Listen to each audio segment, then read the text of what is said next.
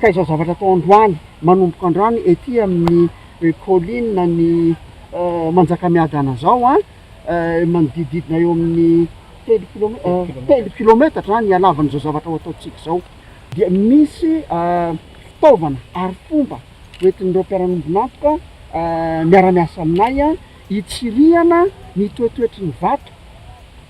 tsy le hitantsika aty ambony aty a fa hatrany ambany mety hatrany 30 metatra makany ambany a no jerevana zany hoe manahoana kay a no mety faharetan'ireo ty zavatra ty zany raha atao amin'ny teny frantsay nga fa ny anteny de hoe comportement massif ny rocher aty am'le colline aty ambonina mpamarinina rehetrarehetra de teneniko teo hoe eo amin'ny 3 kilometatra teo zany. Ny faharetan'ny asa dia mety mahatratra amin'ny 2 volana.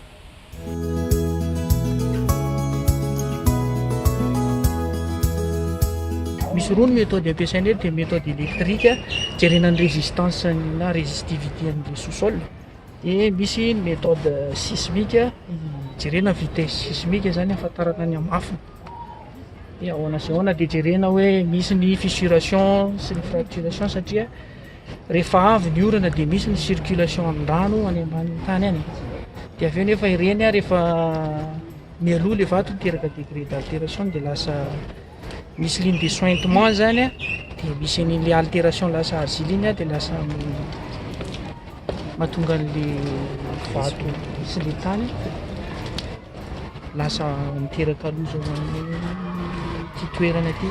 de tany amin'ny 50 mètres any moa zany aloha no eritreretina jerena hoe ahoana firafitra ny vato manodidina ny tendrombohitra ampamarinana.